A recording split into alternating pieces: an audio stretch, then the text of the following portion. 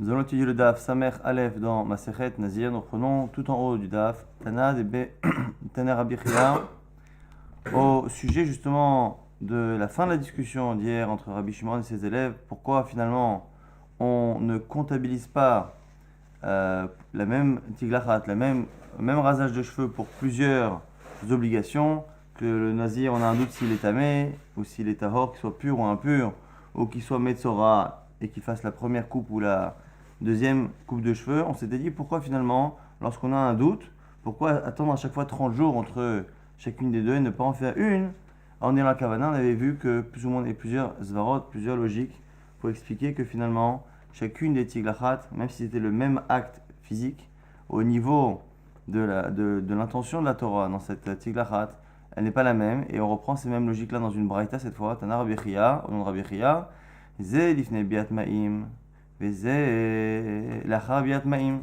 Entre un metzora, quelqu'un qui a contracté la tsarat, et quelqu'un qui est nazir et qui s'est impurifié, même si les deux devront se raser la tête, le metzora se rasera aussi tout le corps, mais à un moment donné il se rasera aussi la tête, et le nazir que la tête. La différence c'est que un est avant le migvé, l'autre est après le migvé, le metzora c'est avant le migvé, alors que le nazir qui s'est impurifié sera après le migvé, ce qui prouve que ce sont deux choses totalement différentes. Et pareil, entre un metzora et un nazir qui se rase la tête après avoir fait une nizirut où il est resté pur cette fois, Zelif Nizrakat Damim, et Zelachaz Rakat Damim, le metzora, et il se rase la tête avant les korbanot, alors que le nazir tahor après les korbanot, ce qui prouve que finalement, même si c'est le même acte, la kavana de la Torah n'est pas du tout la même. À propos des 4 tiglachot, on a dit qu'il se rase 4 fois, 2 fois pour la tsarat, une fois pour la nizirut impure, une fois pour la nizirut pure. L'agma va poser une question au sujet de la nizirut qui est impure. Tiglachat anega vechule. Rami Bachama pose une question. Ane arba tiglachiot de kahamar. Les 4 rasages de cheveux dont on a parlé. Mishum mitzvah. Est-ce que c'est une mitzvah? O mishum arbore c'est artuma. Ou est-ce que faut juste enlever le poil de l'impureté? Du coup, la question n'est pas sur les 4. Parce que les 2 premières coupes qui sont liées au metzora, c'est marqué qu'il se rasera le premier jour. Et le 7e jour, le 7e jour, il rasera tous ses poils. Donc c'est sûr que c'est une mitzvah. Et le nazir tahor aussi qui se rase les poils, c'est sûr. La question est sur le nazir impur. Le nazir impur, lorsqu'il se rase, est-ce qu'il a une mitzvah réellement de la Torah de se raser avec un rasoir? Ou est-ce que finalement, il a juste une mitzvah de se raser pour enlever les poils qu'il a eu lorsqu'il était impur? Alors, il pose la question des mains, qu'est-ce que ça change finalement? Qu'il le fasse pour une mitzvah de se raser, ou qu'il fasse finalement pour enlever les poils?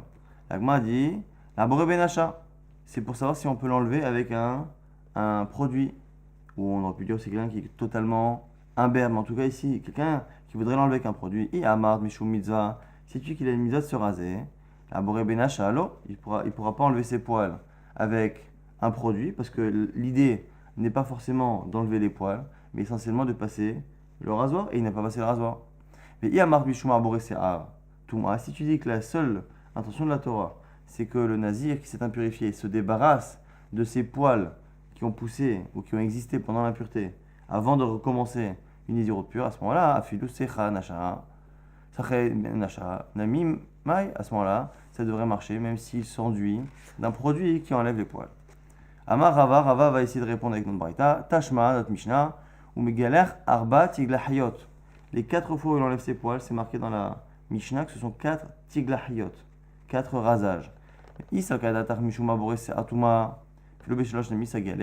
Alors que finalement, si on pouvait le faire juste avec le Sehar, eh bien, on pourrait le faire avec un produit à partir du moment où ça ne rentre pas dans un problème de nazir. Le nazir pourrait le faire, et à ce moment-là, on n'aurait pas besoin d'attendre 30 jours de plus, donc on n'aurait pas besoin de faire 4 tiglachiyot avec 30 jours d'écart entre les deux. Shmar mina mishum mitzvah. De là apprend Rava que finalement, même le nazir tamé, il a une mitzvah de passer le rasoir sur sa peau et non pas simplement d'enlever les poils qu'il a eu lorsqu'il était impur. Adran alach, shnei nezirim, on a terminé le perek shnei nezirim et on attaque le 9e perek. Akutim en lahem nizirut.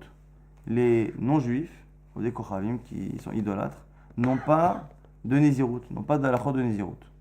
Nashim va'avadim, par contre les femmes et les serviteurs, qui en général ont les mêmes statuts au niveau de l'alacha, Yesh lahem nezirut, ils ont une nezirut. Chomer benashim mi baravadim, quelle est ici la différence qu'il y a entre les femmes et les serviteurs? Sheu kofet avdo veino kofet ishto.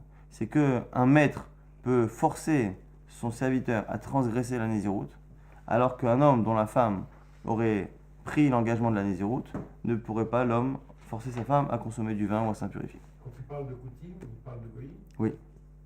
Koutim, c'est goïm, mais c'est très souvent des expressions qu'on a appris pour être plus discret et ne pas être censuré. Katane, on a enseigné, donc dans la Mishnah, à Koutim et Naim Nezirut, que les Koutim n'ont pas de Nezirut. Ménanemi, les questions de l'Agma, d'où sait-on qu'un goïm n'a pas de Nezirut? Alors il faut comprendre déjà quelle est cette question. Parce qu'en général, on ne pose jamais la question. Est-ce que ça englobe sur... les musulmans? A priori, oui. A priori, oui. La question ici, c'est pourquoi. Donc l'Agma pose la question d'où sait-on qu'un non-juif n'a pas de Nézirut. Et la question qu'on peut se poser nous, c'est depuis quand on se pose la question sur toutes les mitzvot de la Torah, d'où sait-on que les non-juifs ne l'ont pas? Et Tosfot répond qu'en fait, comme Nazir finalement, c'est un type de Neder, et que les non-juifs peuvent apporter des corbanotes et peuvent s'engager à faire un Neder, et bien du coup, la logique aurait voulu que puisque Nazir est une forme de Neder, et bien les non-juifs aussi peuvent s'engager, peuvent apporter des corbanotes et peuvent être Nazir. C'est la raison pour laquelle on a besoin finalement ici d'un apprentissage. Ce sera le sujet finalement de tout le DAF. D'où sait-on que l'on exclut les non-juifs de la Nézirut alors qu'ils sont inclus dans Neder, parce que c'est marqué Ish. Alors, Katania Koutim Vechule, Detano Rabbanan, c'est une braïta. Daber el Bene Israël, Ve'amarta Alehem.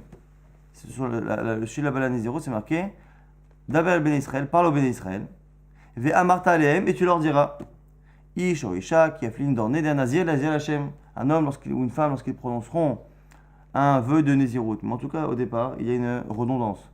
D'abord, Ben Israël parle au Ben Israël, et dis-leur, s'il parle au Ben Israël, il va forcément leur dire quelque chose. Donc ici, pourquoi D'abord, Ben Israël, Ve'a Marta Alehem, qu'est-ce qu'on nous dit ici? D'abord, Ben Israël, pourquoi Ben Israël? Velo le Ovde Kochavim, pour exclure ceux qui ne sont pas Ben Israël, les non-juifs. Ve'a Marta Alehem, et tu leur diras, attention, c'est pour les réinclure. Pas tous, mais tu exclus tous ceux qui n'étaient pas juifs au sens classique du terme.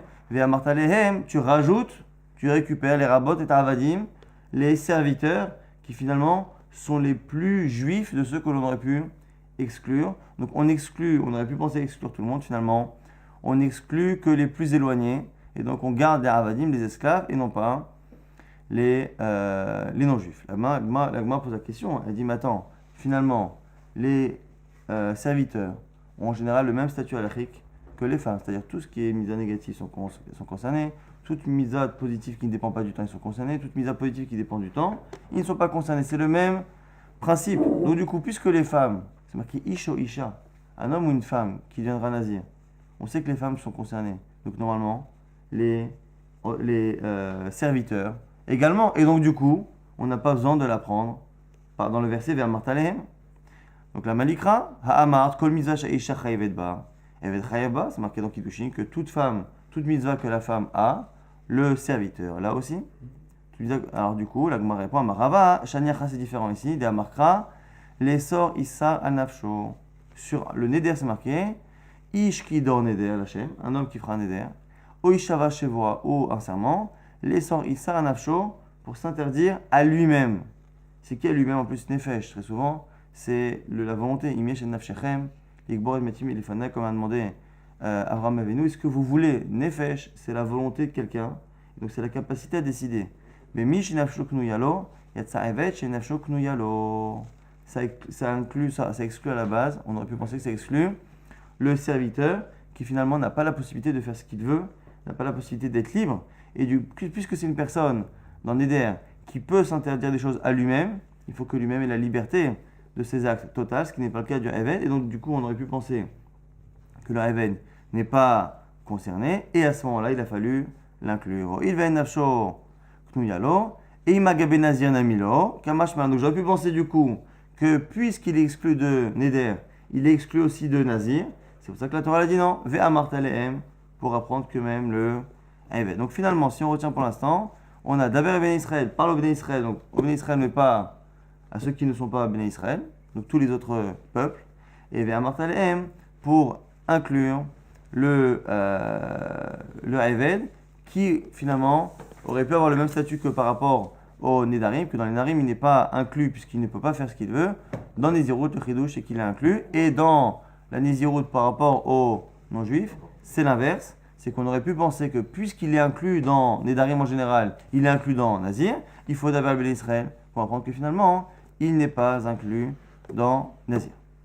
À Marmar, on revient sur ce qu'on a dit, que finalement, d'où on apprend que seuls les Béné Israël sont inclus. Pourquoi Martha Alien, ça inclut quelqu'un d'autre? Pourquoi? Parce que c'est en trop. Alors, Ben, dès que c'est en trop, c'est venu apprendre quelque chose. mais pourquoi ça inclut quelque chose d'autre? Parce que c'est en trop. Dès que c'est en trop, il faut apprendre quelque chose. Et comme on répète finalement à eux, quand on dit à eux, c'est le cercle le plus fermé. Quand on dit à eux, on ouvre le cercle. C'est-à-dire que même celui, en fait, on a un cercle de gens. C'est sûr que les Béné Israël à 100% qui ne sont pas esclaves sont inclus. Quand on me dit, tu sais, tu leur diras, tu les incluras, tu leur parleras, puisque tu m'as déjà inclus les Béné Israël, je sais que comme toutes les mitzvot concernant les Béné Israël, je n'ai pas besoin, et bien finalement ceux sur lesquels j'avais un doute, est-ce qu'ils sont aussi inclus dedans? Ils avaient un pied dedans, un pied dehors, je ne savais pas, eh bien ça vient les inclure. Les drachas, lorsqu'on a un mot qui est en trop, ça vient en général répondre à une question qui était latente. Est-ce que le Orvet Kochavim... Non, mais on sait déjà que c'est le Béné Israël. La Torah elle est pour les Béné Israël. Donc, quand la Torah dit, tu leur diras, tu fais. Dès que la Torah parle à l'impératif, c'est le mitzvah de la Torah. Donc on sait que c'est au Béné Israël. Quand tu viens me répéter, tu sais, tu leur diras eux, ça veut dire que c'est quelque chose sur lequel j'avais un doute. C'est eux, c'est ceux sur lesquels j'avais un doute qui finalement sont inclus.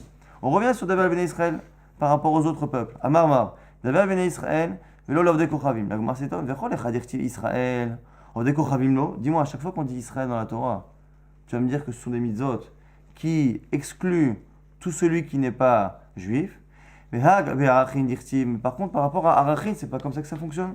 Arachin, c'est la possibilité que l'on a de faire un éder, et de faire un éder, de s'engager à donner au Beth Amikdash quelque chose qui est lié à la valeur d'une personne. À l'époque, une personne avait une valeur, on va dire, entre guillemets, marchande, et en fonction de la valeur, on peut dire, là, je donne l'équivalent de ma valeur marchande, ou de la valeur marchande d'un tel, je la donne pour le Beth Amikdash. C'était comme ça se faisait, que les gens comme ça faisaient des Nedarim. Alors, Gaber Echid, c'est marqué dirtiv, Daber el Bene Israël, vers Martalem, Ish ki aflin Neder Berkecha Nefashot Lachem, c'est marqué là-bas, Daber el Bene Israël parle au Bene Israël.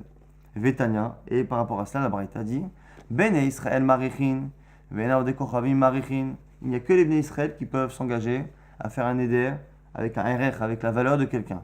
Le Ode Kochavim, il peut faire un Neder pour le Beth Amikdash, il peut apporter un korban, mais il ne le fera pas en nommant une personne comme étant l'étalon de valeur pour sa Nedava.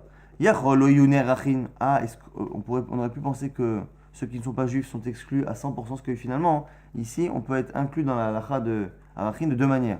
Soit en étant le noder, parce que finalement la halakha d'Arachin, elle concerne deux personnes. Celui qui engage et celui qui est l'étalon de valeur. Alors quoi? On aurait pu penser que finalement, le non-juif, non seulement il ne peut pas s'engager, mais peut-être qu'on ne pourrait même pas l'utiliser lui-même comme valeur. Alors quoi? Talmud Loma, Ish, c'est marqué Ish. Qu'est-ce qu'on apprend ici de cette halakha d'Arachin? C'est que finalement, lorsqu'il y a marqué Ish, comme c'est marqué d'ailleurs justement dans Neder en général, pourquoi c'est marqué Ish? Pareil pour le Korban, Ish. Dès qu'on dit Ish, c'est pour inclure finalement toute l'humanité et donc tous les peuples. Puisque c'est marqué d'un côté Ish et d'un côté c'est marqué Daber Béné Israël, qu'est-ce qu'on a dit là-bas? Eh bien, pour pouvoir s'engager à faire un Neder en nommant une personne, eh bien, celui qui s'engage, l'engagé ne peut être que juif. Mais par contre, celui qui sert de valeur peut être à la fois juif et à la fois non juif. Et donc finalement, on voit que lorsque l'on dit Israël, eh bien, ça n'exclut pas à 100% les autres peuples, puisqu'il y a marqué Ish, et que chez nous, dans Neder, c'est marqué Ish. Ish qui dans Neder, la chaîne. Donc comme c'est marqué Ish qui dans Neder, même si c'est marqué par rapport à Nazir, Daber et Béné Israël, eh bien, tu aurais dû faire aussi comme dans cette braïta et ne pas exclure totalement les autres peuples. La Gemara maintenant essaie de répondre et trouve un verset, et ce verset-là va être celui qui va nous servir justement de référence associé à Daber et Béné Israël. Ce passouk-là va nous apprendre que finalement il n'y a que les juifs qui sont concernés par la du Nazir, en sachant que ce passouk va être utilisé de manière différente. Shaneacha de Amachaka, le passouk a dit les aviv ou l'immo. Un Nazir à son père et à sa mère. la hib ou la hoto à son frère et à sa sœur, loïtama bemotam, la bemotam, il ne pourra pas s'impurifier. Donc, lorsque Torah interdit à un nazir de s'impurifier, à son père, à sa mère, à son frère, à sa sœur, loïtama la bemotam, il ne pourra pas s'impurifier à eux lorsqu'ils seront décédés. C'est ce verset-là qui va nous servir lorsqu'il sera couplé, comme nous explique le Roche, couplé à Dabel Ben Israël, comme si finalement l'un sans l'autre et l'autre sans l'un ne pouvait pas me permettre d'être sûr que ça exclut les autres peuples. La Vibulimo Loïtama, la Motam, c'est ça qui nous apprend que finalement il n'y a que les juifs. Maintenant, pourquoi? En quoi ce pasouk vient exclure les autres? Première tentative de la Gemara, comme c'est marqué à son père et à sa mère, eh bien il n'y a que celui qui a une relation particulière avec son père et sa mère. Le Mishesh Loav, Yatsarvet Kochavim, Shen Loav. Ça n'inclut que celui qui a une relation paternelle avec son père. Ça vient exclure les autres peuples qui n'ont pas de relation paternelle avec leur père. La Gemara dit, attends, en quoi quelqu'un qui n'est pas juif n'a pas de relation avec son père? Les mailles, il est mal Yerusha. Si tu veux me parler d'héritage et me dire que quand la Torah dit qu'un fils doit hériter de son père, ça ne concerne que les Bnei Israël. Mais non, c'est pas possible. Pourquoi? Pourtant, on a dit au nom de Rabbi Yochanan, que Minatora, la Torah a demandé à ce que finalement, que ce soit un juif ou quelqu'un d'un autre peuple, eh bien, le fils doit hériter du père. Chez Neymar, c'est marqué, d'où sait-on que la Yerusha, qui à la base dans la Torah a l'air de s'adresser aux juifs, d'où sait-on que les autres peuples aussi? C'est marqué que Yerusha la Esav natati et Ar Seir, que le mont Seir a été donné comme Yerusha à Esav. Il n'a pas été donné comme cadeau à Esav, il a été donné comme Yerusha, c'est-à-dire qu'il pourra les transmettre en héritage à ses enfants. De là, on apprend que tous les peuples. Non, non. Le vrai. C'est sa descendance qui n'est pas juif. Non, non. Il n'y a pas de notion de juif avant les fils de Yaakov. Marloquette dans les Rishonim, est-ce que Yaakov lui-même, ou est-ce que les Bnei Israël eux-mêmes, les 12 tribus, ou les enfants des 12 tribus? Est-ce que les Bnei Israël sont les 12 tribus, ou les Bnei Israël sont les enfants des tribus? Mais Abraham, Isaac et Yaakov, c'est certain qu'ils ont un statut de Bnei Noach. Un statut comme Noach avant Matan Torah. Donc ici, on apprend que ça ne peut pas être ça. Quand on dit qu'il n'y a pas de relation entre le père et le fils, on ne peut pas parler d'héritage parce que c'est faux. On a un verset qui vient expressément nous dire que finalement il est inclus. Et là, mais Mishimuzar Kibuda Vahem, en quoi ils n'ont pas une relation avec leur père et mère? C'est qu'ils n'ont pas la misa de Kibuda Vahem. La misa de Kibuda Vahem, qui dans les Asayat Adiberot fait partie de la partie qui concerne la relation entre l'homme et Akadosh Baruch Hu, et qui juste avant le Shabbat justement, eh bien on n'a pas de mitzvah de Kibbud Avaim lorsqu'on n'est pas juif. La Gemara a dit, ok, très bien, c'est vrai qu'il n'y a pas. Mais qui a dit que la Nézirut était liée à Kibbud Avaim? Tu m'as emmené très très loin finalement de sujet. Miktil Kabed Avicha Gabe Nazir. Est-ce qu'on a dit que le Nazir il devait respecter son père? Est-ce qu'on a dit dans la Kha du Nazir qu'il y avait un rappel à Kabed Avicha Vetimecha à respecter son père et sa mère? Tu m'as emmené très très loin et finalement, donc non. Mais on garde le même pasouk. Et là, à Markra, la Vivulimo la Hibula Hoto Loitama la Memotam, le même pasouk. C'est quoi? C'est pas par rapport à Aviv et Imo le début, mais par rapport à la Touma. Puisqu'il y a une halakha de Touma dans Nazir, eh bien, ne sont concernés par la halakha de Nézirut que celui qui est concerné par la Touma. Tout celui qui n'est pas concerné par la Touma, par les halakhot d'impureté, encore une fois, les impuretés et la pureté sont essentiellement des halakhot, plus que des statuts, ce sont des halakhot, puisqu'ils ne sont pas concernés par l'impureté, eh bien, et que l'impureté fait partie essentielle de la Nézirut, et bien du coup, il n'est pas inclus. Mais Mishesh lo Touma, donc ça inclut ceux qui a une Touma, et on tourne la page. Il y a Tsar avec Kochavim, j'ai un Touma, et ça vient exclure les autres peuples qui n'ont pas d'halachot de Touma. C'est pas bon. Parce qu'un homme, il est juif si sa mère est juive. Non. Pas son père. Là, on ne parle plus du père, justement. On a dit, les aviv ou limo, on ne parle plus de ça. C'est à la fin, c'est marqué Loïtama la embemotam. C'est marqué que le nazir, essentiellement, il ne peut pas s'impurifier. Et donc, puisque le fait de s'impurifier est une notion essentielle, est un pilier de la Nézirut, ça ne peut concerner que celui qui, en général, a un statut de pur, impur qui existe. Celui qui n'a pas de statut de pur et impur, il ne peut pas rentrer dans la Nézirut. C'est pas un juif. C'est un juif qui est le père juif et la mère juive. C'est pas la définition du juif qu'on a. Mais ça ne change pas. Là, on ne parle pas du père, on parle au niveau du statut de la personne. Si la personne est concernée par la Touma ou par la Touma, on a complètement mis de côté le début du Passouk. Finalement, la Nézirut ne vient concerner que celui qui a une notion de pur ou de impur. Donc finalement, un Kohen, ou un Lévi, ou un Israël, n'importe quel Ben Israël, a à un moment donné un statut de pur ou d'impur en fonction de son contact avec un membre. Directement le fils. Exactement. Mais dans la Délitlé ou Touma, la Gemara fait une aparté, dit bon, au passage, tu m'as dit maintenant que c'est la Touma, d'où sait-on que les non-juifs n'ont pas de Touma? Pourquoi pas? Encore une fois, quand on parle de Touma, on ne parle pas réellement de statut, on parle de halacha. Dea markra, c'est marqué. Ish ashaitma veloit hata. La Torah nous dit dans Bamidbar, un homme qui s'impurifie, veloit hata, et qui ne reçoit pas les eaux de mehatat, et donc qui ne se purifie pas, venicheta anefesh haim bitocha kahal. Eh bien, cette âme-là sera exclue karet. Et donc finalement, exclue de quoi? Exclue du kahal. Et la notion de kahal n'existe que dans l'Am Israël. Le Mishesh lokal, Yatzazeshen lokal. Donc la Gemara essaye de lier la Toumra, l'impureté, à la punition. Puisqu'on a dit qu'essentiellement la notion de pureté et d'impureté était finalement d'alachot, eh bien on n'a qu'à regarder la sanction.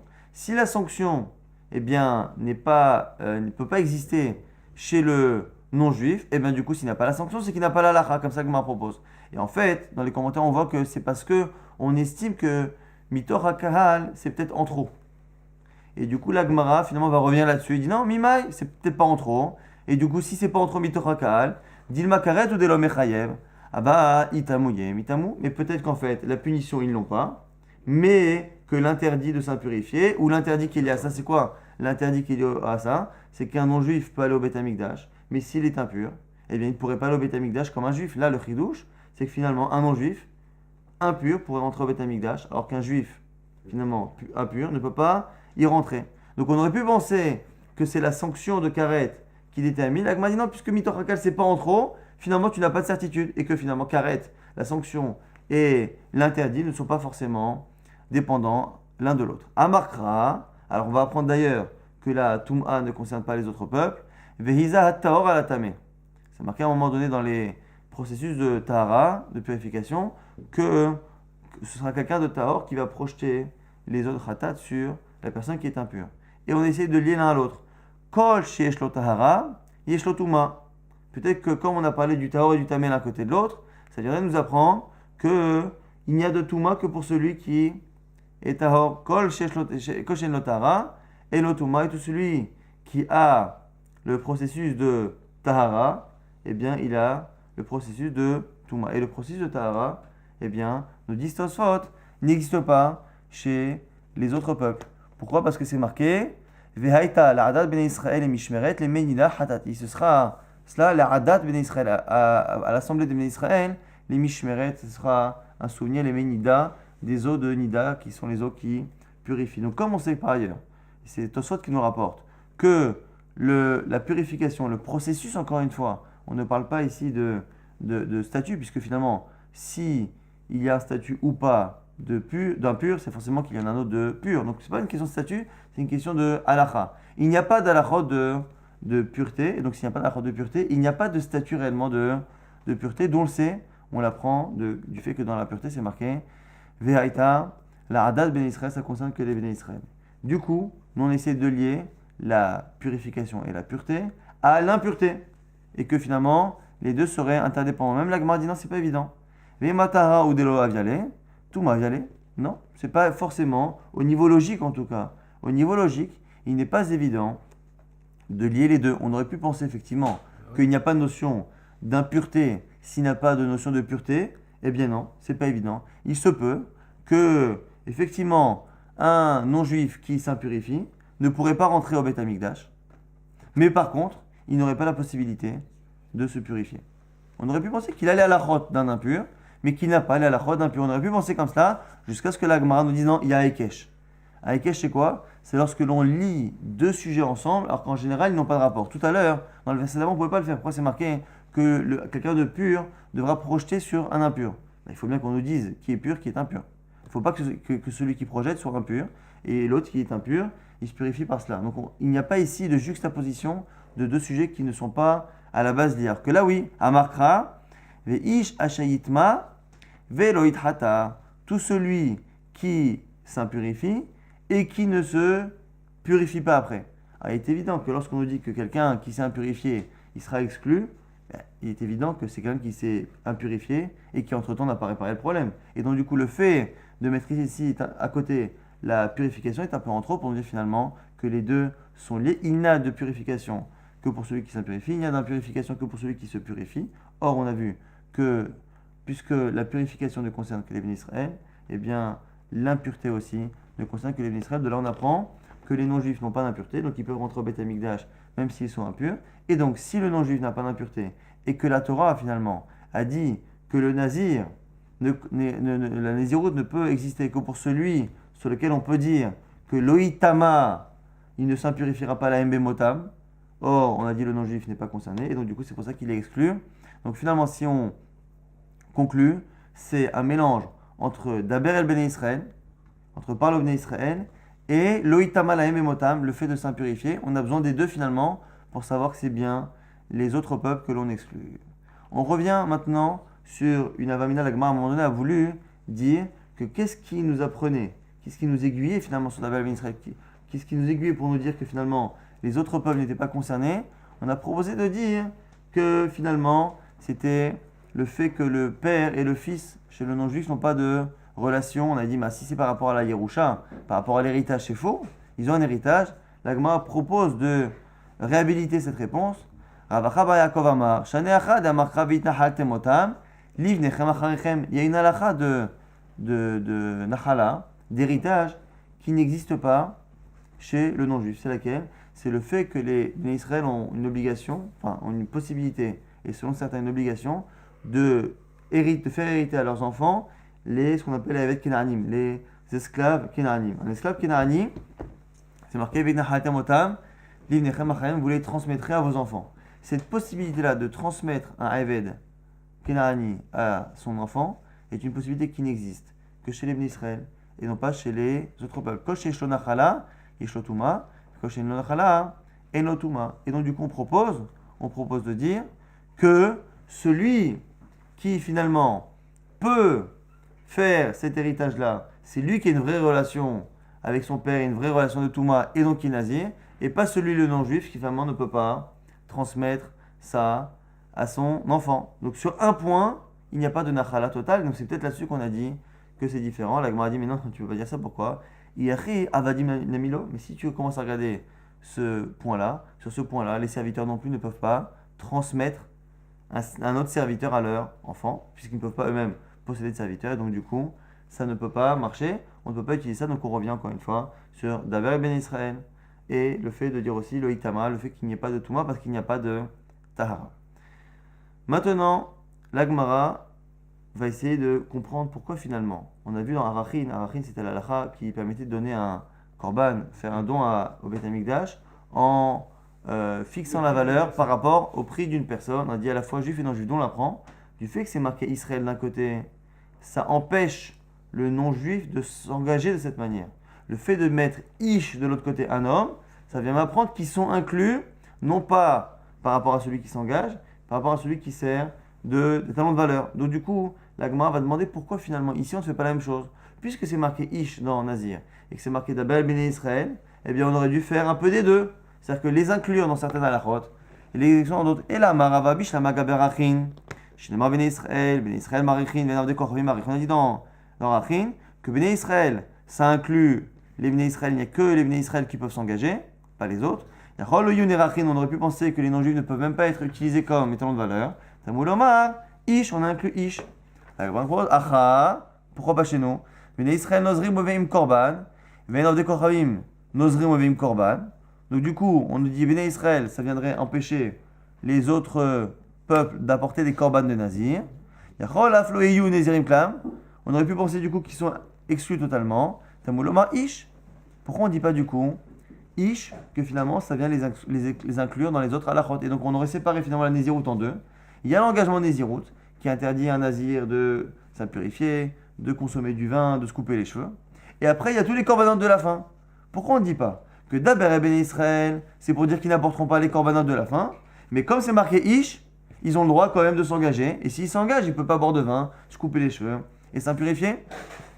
Amré, on répond Imishum korban, lav me'achan afkale, et la me'atam le'ola. Non, tu sais pourquoi? Parce que le fait qu'ils n'apportent pas les korbanot de Nazir, on l'apprend déjà d'ailleurs. Le passouk qui m'apprend justement que tout le monde peut apporter un korban, même les autres peuples, c'est marqué Ish Ish mi Beit Israël.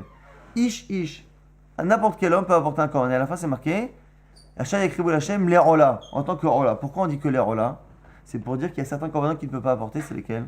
Korban de Nazir. Donc, puisque j'ai déjà de l'erola, que un non-juif ne peut pas porter un korban de nazir, eh bien, je n'ai pas besoin de l'apprendre par ailleurs. Donc, quand on dit d'Aber Béné Israël, ça vient finalement les exclure de tous les autres halachot, et donc du coup, on ne peut pas les inclure dans certaines halachot. L'Agma dit, ma Béné Israël nozrim nizirut olam. L'Agma essaie encore une fois de faire une pshara, de les inclure dans quelque chose. Peut-être qu'on peut dire que les Béné Israël peuvent, oui, prendre une nizirut olam, à vie. Mais peut-être pas les autres peuples. Yachol Nezirim, Yachol Loyu Nezirim, Tamuloma Ish, on l'apprendrait de Ish, donc ça viendrait les inclure dans un sort de Nezirut. Amar Rabbi Yochanan, Rabbi Yochanan dit, mais Mikti Nazir Olam, mais la Torah elle a parlé de Nezirut Olam, elle n'a même pas parlé. C'est-à-dire que la Gemara a cherché à un moment donné à trouver d'où on sait que ça existe, Bichlal, le principe de Nezirut Olam. Donc du coup, comme c'est pas marqué dans la Torah, on ne peut pas dire que la Torah vient exclure quelque chose qui n'est pas marqué clairement. Dernière proposition, et ma Bene Israël Madirim Benem Benazir. Ah non, peut-être autre chose. C'est quoi? C'est que nous, on a vu qu'un père peut engager son fils à être nazir. On aurait pu dire que ça, c'est pour les Béné Israël. Et finalement, donc c'est là-dessus qu'on dit d'abord Béné Israël, pour exclure finalement les autres peuples. Donc finalement, de Daber Béné Israël et de Ish, on vient inclure finalement qu'ils peuvent faire la nizirut normale. Mais par contre, Daber Ben Israël pour exclure le fait de pouvoir engager son fils. Et à ce moment-là, on aurait réussi à faire comme dans Arachin, les inclure d'un côté et les exclure en partie. Hamar Rabbi Yochanan, Alachaï Benazir. La Gemara dit non, c'est une alacha. Alacha la Moshe Sinai. Et on a un principe. Comme Alacha la Moshe Sinai, elle n'est pas marquée, eh bien on ne peut pas dire que la Torah, non, on ne peut pas dire que la Torah écrite vient exclure une alacha qui n'est pas écrite. La Torah écrite, par pédagogie, vient exclure quelque chose que tu aurais compris par la Torah écrite. Mais la Torah orale est une autre logique qui vient exclure elle-même des halachot de la Torah orale. Il ne reste pas